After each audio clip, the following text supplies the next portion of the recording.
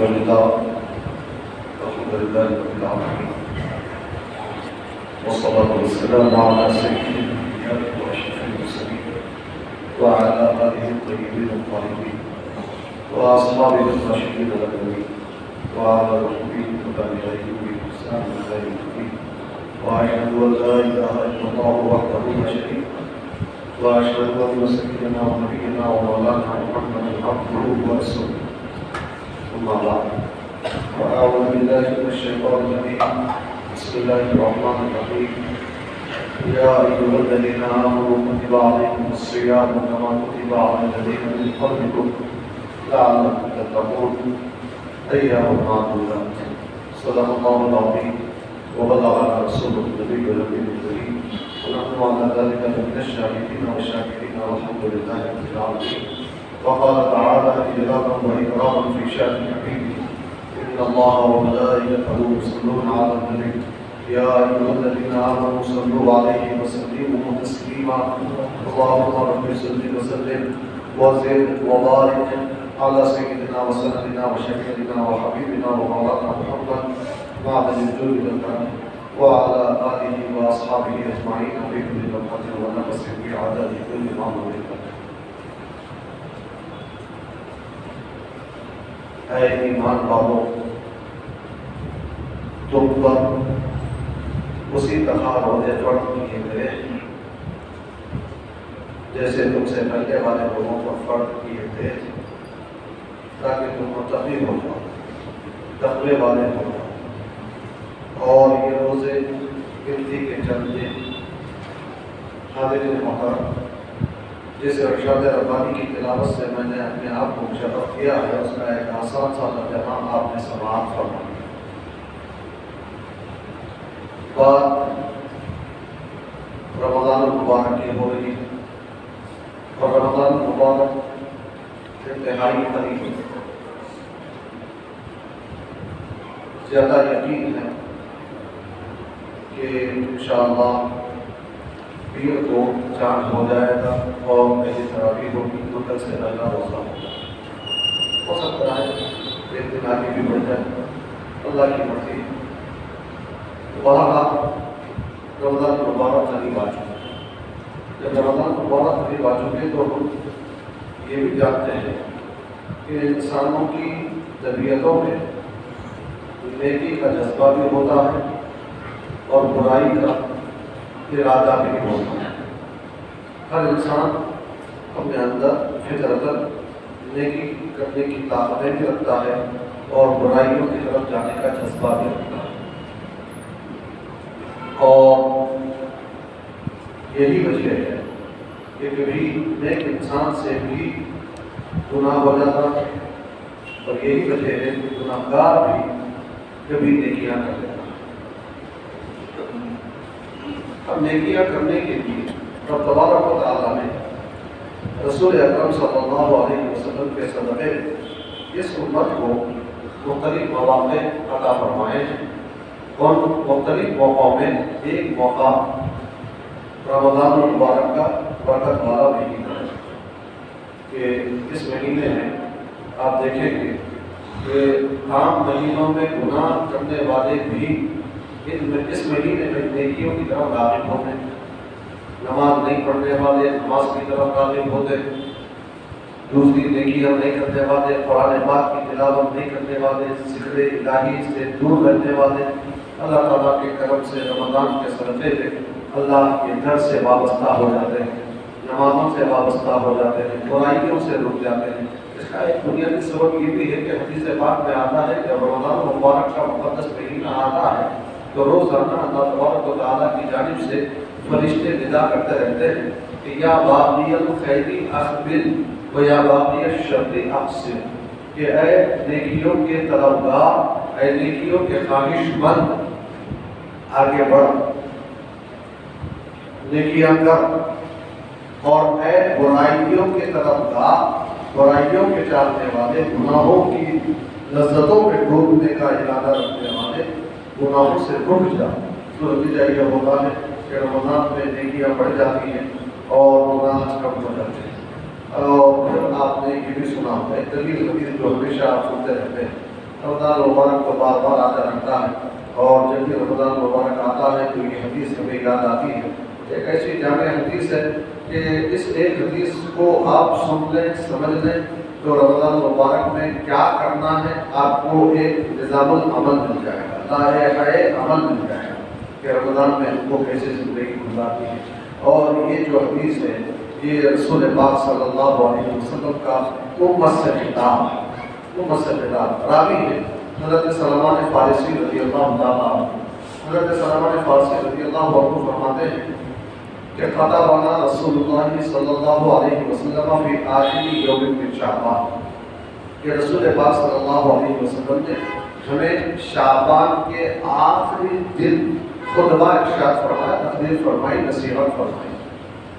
اس نصیحت میں رسول پاک صلی اللہ علیہ وسلم نے کیا فرمایا؟ فرمایا یا ایھا الناس، اے لوگو، قد اظلکم شہر عظیم، تحقیق کہ تم پر ایک عظمتوں والا مہینہ سایہ فکن، ایک عظیم مہینہ سایہ فکن ہے، شہر مبارک ہے، یہ برکت والا مہینہ۔ برکت کس کو کہتے ہیں؟ برکت کسی بھی اچھی چیز میں بڑھوتری کو، اضافے کو برکت کہا جاتا ہے۔ تو یہ برکت والا مہینہ کیسے برکت ہوگی؟ آگے حدیث کے جملوں سے اس کی اور وضاحت ہوگی۔ تو سرکار نے پہلے فرمایا کہ یہ برکت والا مہینہ ہے، پھر اس کے بعد فرمایا شہر فیہ لیلۃ خیر من الف شہر، یہ ایک ایسا مہینہ ہے جس میں ایک رات ایسی ہے جو 1000 مہینوں سے بہتر ہے۔ کون سی رات ہے؟ شب قدر۔ شب قدر، شب قدر کون سی ہوگی؟ عمومی طور پر 27ویں شب یہ شب قدر ہے، مگر حدیثوں میں اس کو واضح طور پر بیان نہیں کیا گیا۔ کیوں بیان نہیں کیا گیا؟ کہ ہو سکتا ہے 27 کے بجائے 21 کو ہو، 27 کے بجائے 23 کو ہو، 23 کے بجائے 25 کو ہو سکتا ہے 29 کو ہو، یا یہ بھی ہو سکتا ہے کہ پورے مہینے کے اندر کوئی ایک رات شب قدر ہو۔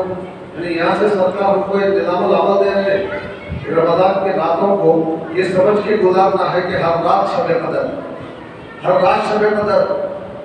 رمضان کی راتوں میں عبادتوں پر عبادتیں ہم کو کرنا ہے، نیکیوں پر نیکیاں ہم کو کرنا ہے۔ تو سرکار نے فرمایا کہ یہ ایک ایسا مہینہ ہے جس میں ایک رات ایسی ہے جو 1000 مہینوں سے بہتر ہے۔ پھر سرکار نے فرمایا کہ جعل اللہ قیامہ فریضۃ وصیامہ فریضۃ وقیام لیلہ تطوعا، فرمایا کہ اللہ تبارک و تعالیٰ نے اس مہینے کے روزوں کو فرض کر دیا، روزے فرض، اور رات میں تراویح پڑھنے کو سنت بنا دیا، رات کے قیام کو، رات کی عبادتوں کو سنت بنا دیا۔ جن کا روزہ، رات کی عبادت، روزے کا جہاں معاملہ آتا ہے، حدیث شریف تو ابھی لمبی ہے، دلیل ہے، میں درمیان میں تھوڑی سی وضاحتیں بھی ضروری طور پہ کرنا چاہتا ہوں، ذہن میں رہے کہ اللہ نے قرآن پاک میں جیسے فرمایا کہ شروع میں آپ نے سنا کہ اے ایمان والوں تم پر روزے ویسے ہی فرض کیے گئے ہیں جیسے تم سے پہلے والوں پر تو فرض کیے گئے۔ تو یہ مطلب یہ ہوا کہ تم پر یہ کوئی نئی عبادت فرض نہیں کی گئی، ایسا نہیں ہے کہ اس سے پہلے کسی نے اس عبادت کو ادا نہیں کیا، اس سے پہلے والے بھی یہ کرتے تھے۔ یہ بیان کرنے کا مقصد یہ ہے کہ اس کا کرنا تمہارے لیے آسان ہو جائے، اس کا کرنا تمہارے لیے آسان ہو جائے۔ پھر اس کے بعد فرمایا لعلکم تتقون، روزے کے فرضیت کا مقصد، روزہ فرض کرنے کا مقصد یہ ہے کہ تم متقی ہو جاؤ، تقوی والے ہو جاؤ، گناہوں سے بچنے والے ہو جاؤ، نیکیاں کرنے والے ہو جاؤ۔ روزے کا فائدہ بھی بتا دیا گیا کہ جو روزہ رہتا ہے وہ متقی بن جاتا ہے۔ اچھا کتنے دن روزہ رکھنا ہے؟ فرمایا ایام معدودات، گنتی کے چند دن، کب سے کب تک؟ تو دوسری حدیث میں وضاحت ہوتی ہے صوموا لرؤیتہ وافطروا لرؤیتہ، کہ چاند دیکھ کر روزے کا آغاز کرو اور چاند دیکھ کر روزے ختم کرو۔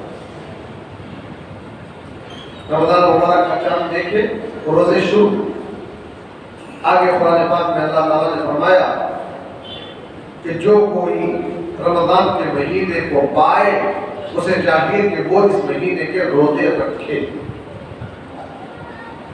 یہ ایسا فرض ہے کہ کسی سے معاف نہیں، جیسے نماز،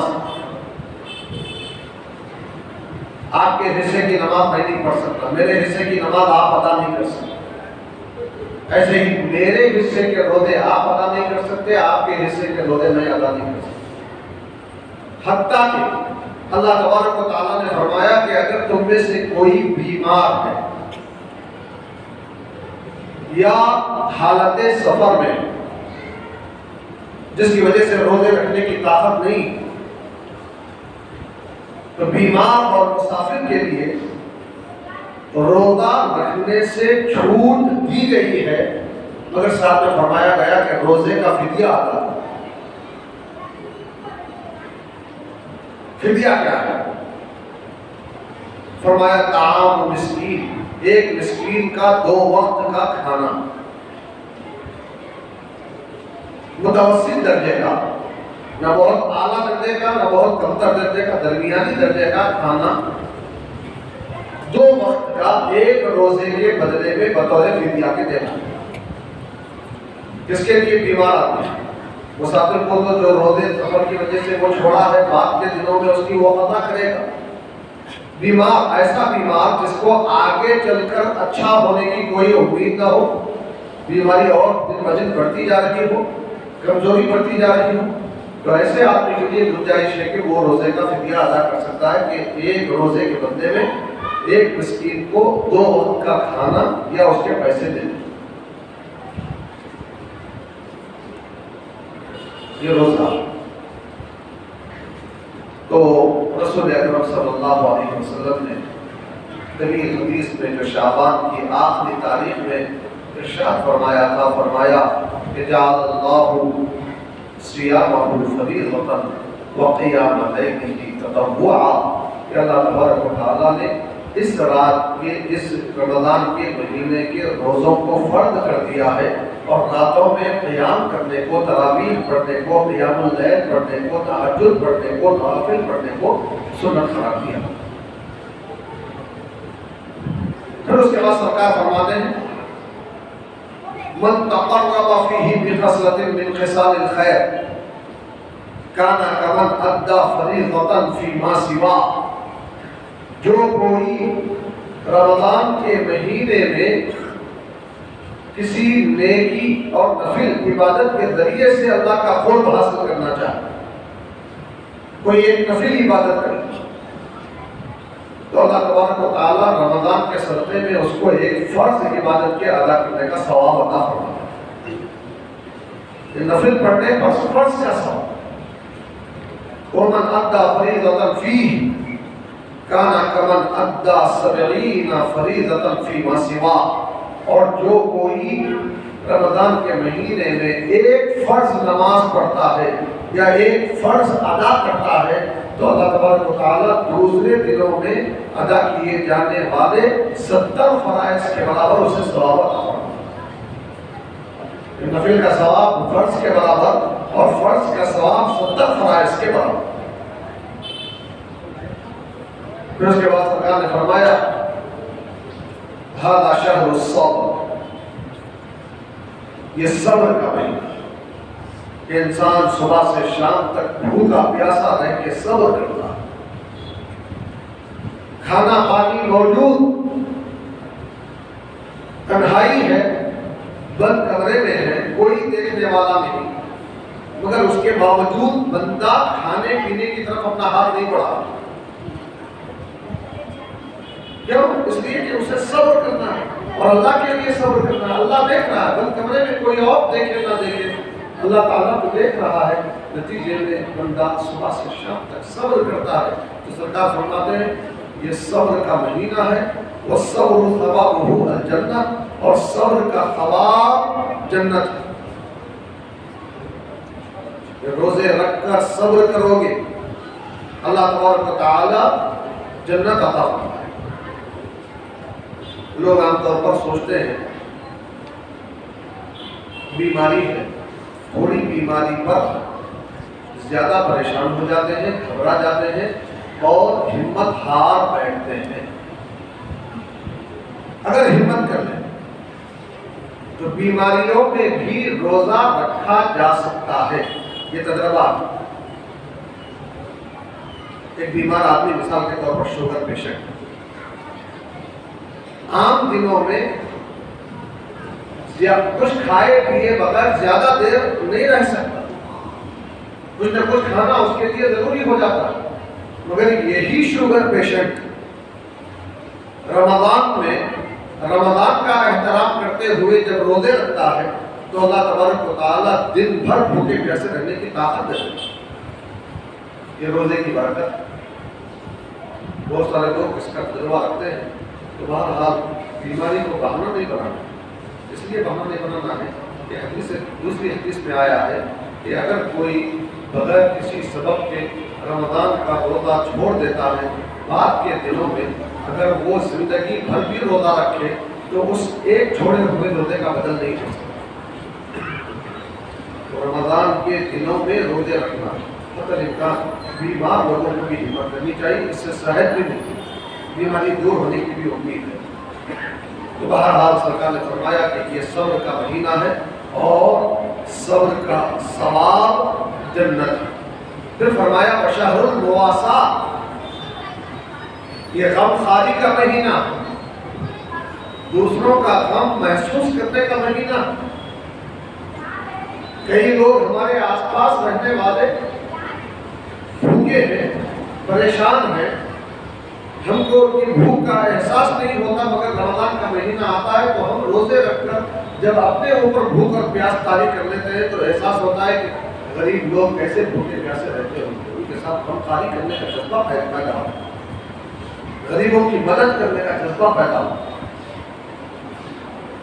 پھر فرمایا سرکار نے وَشَهْرٌ يُزَادُ فِيهِ رِزْقُ الْمُؤْمِنِ، رمضان کا مہینہ ایسا مہینہ ہے کہ اس میں ایمان والے کا رزق بڑھا دیا جاتا ہے، رزق میں اضافہ کر دیا جاتا ہے۔ اس کا بھی تجربہ آپ کو ہے کہ عام طور پر رمضان میں ایسی چیزیں اور ایسی نعمتیں بندے کو کھانے کو ملتی ہیں جو عام دنوں میں وہ سوچ بھی نہیں سکتا کہ ہم یہ کھائیں۔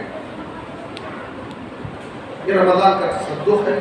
سرکار فرما رہے ہیں کہ یہ مہینہ ایسا مہینہ ہے جس میں ایمان والے کے رزق کو بڑھا دیا جاتا ہے۔ پھر فرمایا وَمَنْ فَطَرَ فِيهِ صَائِمًا كَانَ لَهُ مَغْفِرَةً لِذُنُوبِهِ وَعِتْقَ رَقَبَتِهِ مِنَ النَّارِ، جو کوئی رمضان کے مہینے میں کسی روزے دار کو افطار کروائے، روزہ کھلوائے، تو یہ افطار کروانا اس کے گناہوں کی مغفرت کا سبب بن جاتا ہے اور اس کی گردن یعنی اسے دوزخ سے آزاد کر دیا جاتا ہے۔ وَكَانَ لَهُ مِثْلَ أَجْرِهِ مِنْ غَيْرِ أَنْ يُنْتَقَصَ مِنْ أَجْرِهِ شَيْءٌ، اور روزہ افطار کروانے والے کو اتنا ہی ثواب دیا جاتا ہے جتنا روزے دار کو دیا جاتا ہے، اور روزے دار کے ثواب میں کوئی کمی نہیں کی جاتی، اس کا ثواب اس کو اور روزہ افطار کروانے والے کو اتنا ہی ثواب روزے رکھنے کے بعد۔ یہاں یہ ذہن میں رہے کہ نیکی کے ذریعے قبول ہوتی ہے، بدی کے ذریعے نہیں۔ اصول ہے قاعدہ کہ حدیث پاک میں ہے اللہ پاک ہے اور اللہ تعالیٰ پاک چیزوں بھی کو قبول کرتا ہے۔ جیسے رمضان کا مہینہ آتا ہے تو روزہ افطار کروانے کا ثواب دیکھتے ہوئے بہت سارے لوگ روزہ افطار کروانے کا جذبہ لے کر آگے بڑھتے ہیں اور مسجدوں میں افطاری بھیجتے ہیں، افطار کرواتے ہیں۔ اور ذہن میں رکھیں کہ اگر کسی کا کاروبار حلال کا نہ ہو، حرام کا ہو، اور وہ حرام کے پیسے سے روزے داروں کو روزہ افطار کروا رہا ہو، تو روزے دار تو ہو سکتا ہے مریض ذمہ ہو جائے اس کو معلوم نہ ہونے کے سبب، مگر وہ حرام کے پیسے سے افطار کروانے والا دگنے گناہ کا مستحق ہو۔ ایک تو حرام کی کمائی کمانے کا، دوسرا حرام کمائی سے روزے داروں کو افطار کروا کے ان کا روزہ خراب کرنا۔ اس بارے میں بڑی احتیاط کی۔ روزے داروں کو بھی چاہیے کہ دعوتوں سے رمضان المبارک میں حتی الامکان احتیاط برتیں۔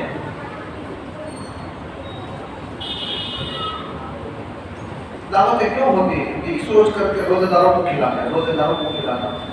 اور اس کے بعد آپ اس کے نتائج آپ دیکھتے ہیں کہ بہت سارے لوگ جو کسی بھی مسجد میں پابندی سے نماز تراویح پڑھ رہے تھے، دوسرے محلے میں دعوت ہے، وہاں رشتہ داری ہے، جانا ضروری ہے، پڑ جاتے ہیں، وہ کھا کے پھر اس کے بعد نماز تک واپس نہیں اور لوٹ کے آپ آتے ہیں۔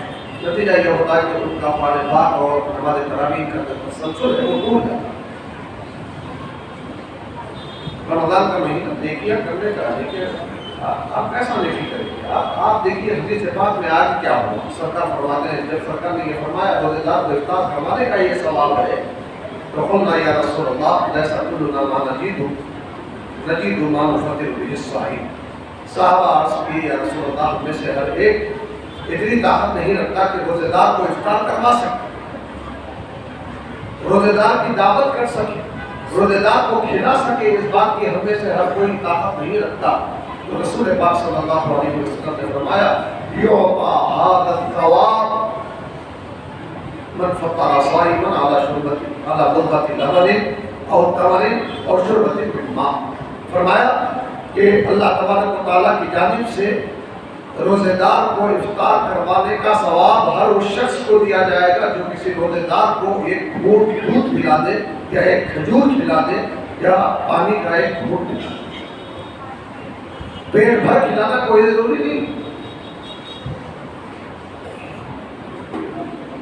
پھر اس کے بعد سرکار فرماتے ہیں وَمَنْ أَشْبَعَ صَائِمًا سَقَاهُ اللَّهُ مِنْ حَوْضِي شُرْبَةً لَا يَتْبَعُ حَتَّى يَدْخُلَ الْجَنَّةَ۔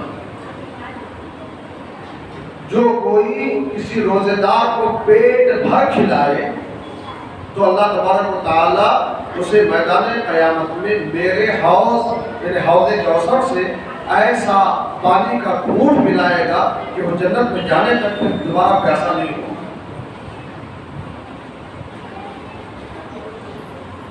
پھر اس کے بعد رسول پاک صلی اللہ علیہ وسلم نے فرمایا وَهَذَا شَهْرٌ أَوَّلُهُ رَحْمَةٌ وَأَوْسَطُهُ مَغْفِرَةٌ وَآخِرُهُ عِتْقٌ مِنَ النَّارِ۔ یہ ایک ایسا مہینہ ہے کہ اس کا پہلا دہا رحمت،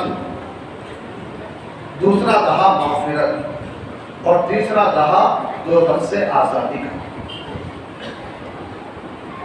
رمضان کے پہلے دہے میں اللہ کی رحمتوں کو حاصل کرنا،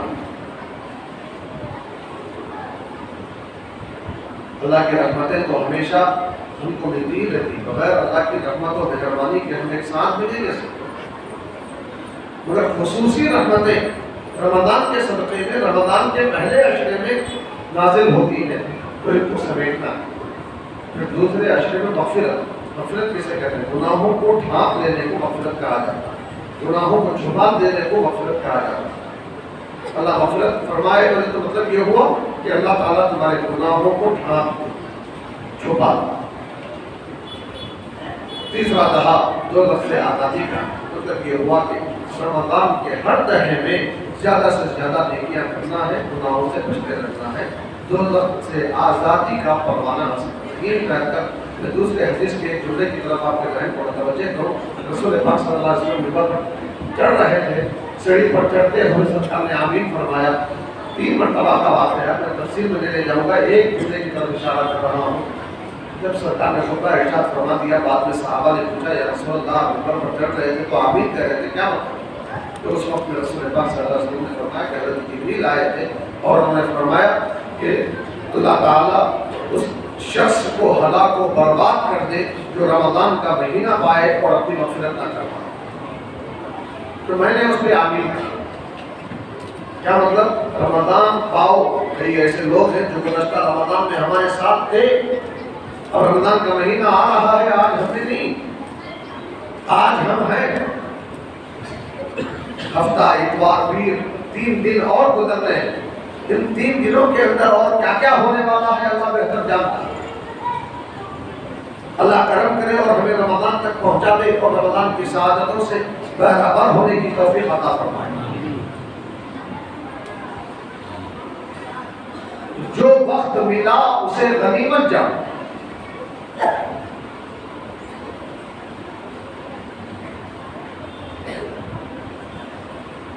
پھر اس کے بعد سرکار کے تقریر کے آخری جملوں کی طرف میں آتا ہوں۔ اسی حدیث کے آخری جملے سرکار نے ارشاد فرمایا وَمَنْ خَفَّفَ عَنْ مَمْدُودِهِ فِيهِ غَفَرَ اللَّهُ لَهُ وَأَعْتَقَ رَقَبَتَهُ مِنَ النَّارِ۔ فرمایا جو کوئی اپنے نوکر چاکر، اپنے ماتحت، اپنے نیچے کام کرنے والوں سے کام کو ہلکا کرے، اللہ تبارک و تعالی اس مالک کو معاف فرما دیتا ہے اور اس کو دوزخ سے آزاد کرتا ہے۔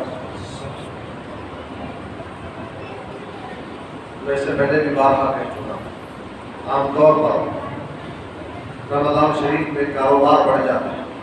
جب کاروبار بڑھ جاتے ہیں تو نوکر چاکر کو ہلکا نہیں کیا جا سکتا، ان کے کام کو ہلکا نہیں کیا جا سکتا، ان کو تو زیادہ سے زیادہ کام لینا پڑتا ہے، ورنہ کاروبار پہ اثر پڑتا ہے۔ تو اس کی ایک صورت یہ ہے کہ کام دو ضرورت ہے، مگر ان کو تنخواہ بھی ڈبل کر کے دے دو۔ عام دنوں میں جتنی تنخواہ دیتے ہو اس سے ڈبل چوبل جو تمہارے منافع کے مناسبت سے تم دے سکتے ہو زیادہ سے زیادہ دے دو۔ تو یہ اپنے نوکروں کے ساتھ، اپنے ماتحتوں کے ساتھ کام کو ہلکا کرنے کی ایک صورت ہے۔ کیوں؟ اس لیے کہ کام کو ہلکا کرنے سے نوکر چاکر خوش ہوں گے، کام زیادہ دے کے تنخواہ زیادہ دو گے تو اس سے بھی ان کو خوشی حاصل ہوگی۔ مقصد وہی ہے۔